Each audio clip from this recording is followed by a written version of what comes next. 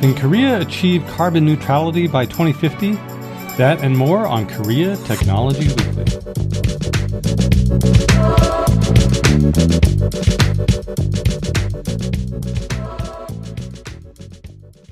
Hi, I'm your host, Dr. J.R. Reagan. In this episode, we'll be discussing carbon neutrality with the tests and opportunities it offers for Korea. With surprising speed, carbon neutrality has become the professed goal of the world's nations, and if the race has begun, when and how it will end is a question for the entire human race. Last October, the Moon Jae-in administration ambitiously announced that Korea will also be carbon neutral by 2050.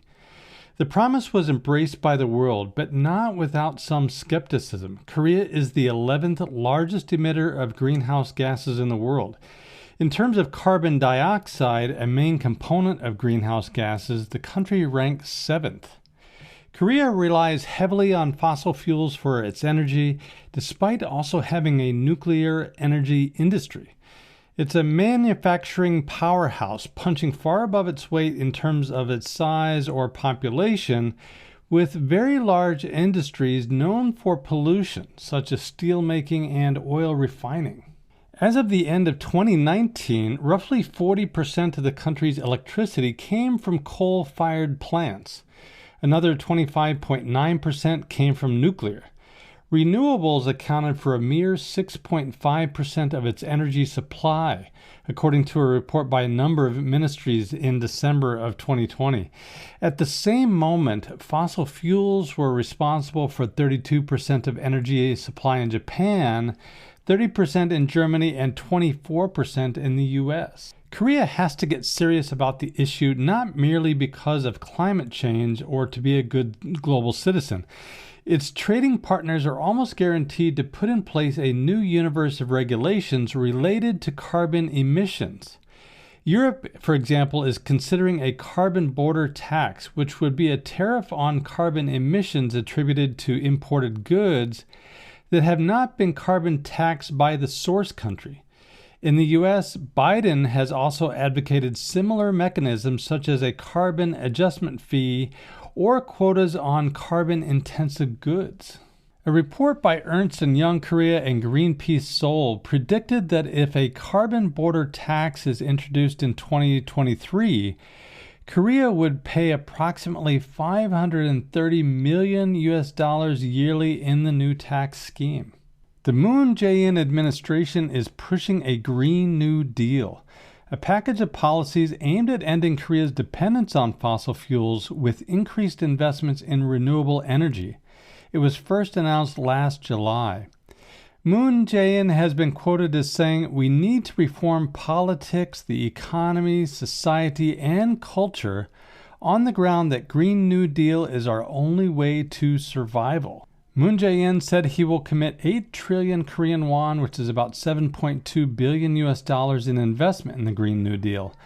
The major pillars of Moon's Green New Deal include expanding the number of eco-friendly vehicles on Korean roads from 91,000 electric cars and 5,000 hydrogen-fueled cars in 2019 to 1.13 million electric cars and 200,000 hydrogen-fueled cars by 2025. The plan also includes remodeling of old houses, childcare centers, and cultural facilities to be more energy efficient.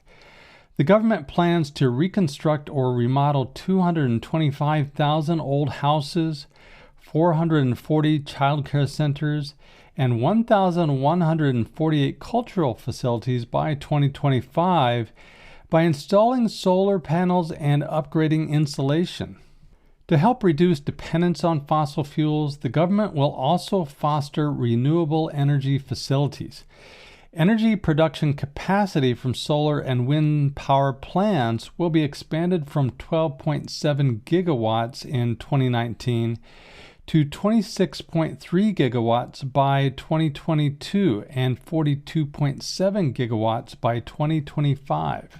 The Korea government has announced it has set a goal to reduce greenhouse gas emissions by 24.4% compared to 2017 levels by 2030, which would be 536 metric tons The president said goals for 2030 would be updated within his term to make 2050 carbon neutrality a more viable target. Experts say that the success of Moon Jae-in's plan will depend on how well the government and companies come up with technologies to reduce carbon in power generation and manufacturing. Carbon-reducing technologies include hydrogen-based steelmaking, a technology to replace coal with hydrogen within the steelmaking process, and carbon capture, utilization, and storage, or CCUS technology, which refers to a set of technologies that trap carbon dioxide emissions from industrial processes before storing them underground or using them for a range of industrial applications. Experts have said if the country successfully comes up with new technologies to reduce carbon in manufacturing before others, the carbon neutrality movement could become a fresh growth engine for Korean companies. However, if the government and companies fail to respond to a paradigm shift, they will have to depend on technology imports from countries taking leadership in carbon reduction, such as European countries. A carbon emissions trading scheme is also putting more and more pressure on South Korean steelmakers, automakers, and oil refining companies.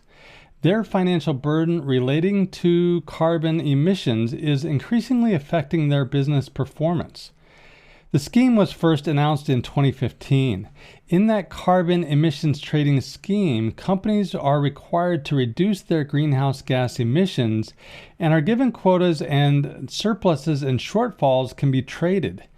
At present, a total of 684 companies are subject to the carbon emissions trading scheme, and the average annual carbon emissions of each company and place of business exceed 125,000 tons and 2,500 tons, respectively.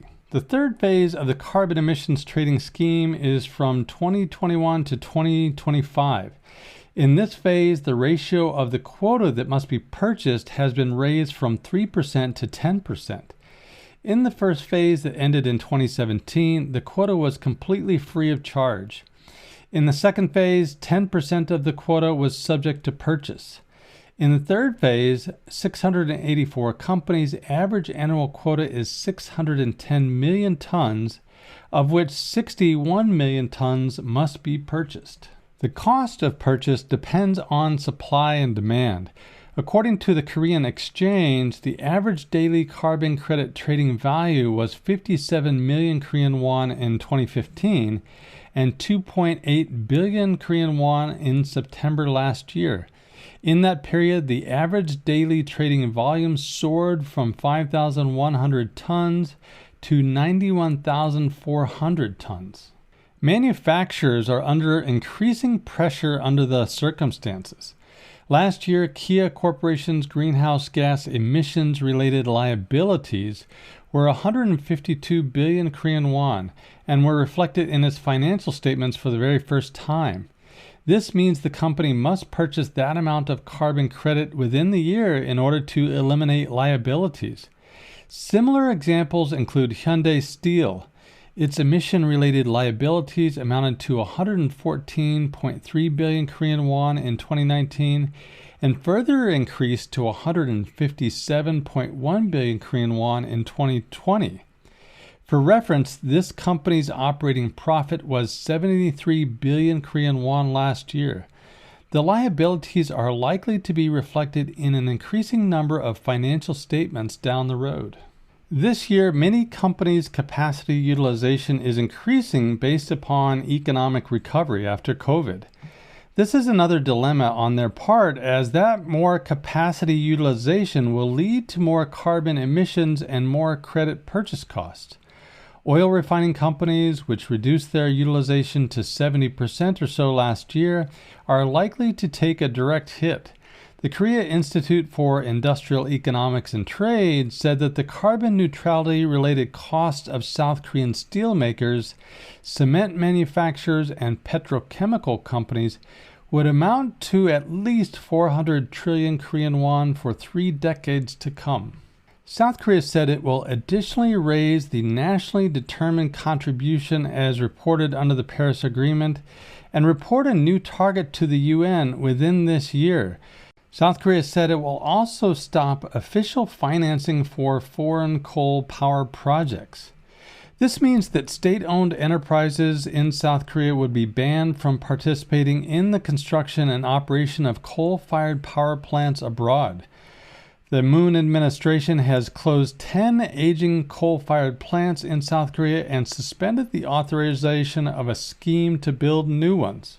All these moves are designed for South Korea to rapidly rev up its use of renewable energy such as solar and wind power to achieve its target of carbon neutrality by 2050.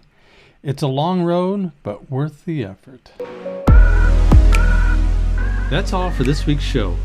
Follow me on Twitter or LinkedIn at Idea Explorer or my website ideaexplorer.com. Feel free to leave comments or suggestions about the show and tune in next week for more news and trends about Korea technology.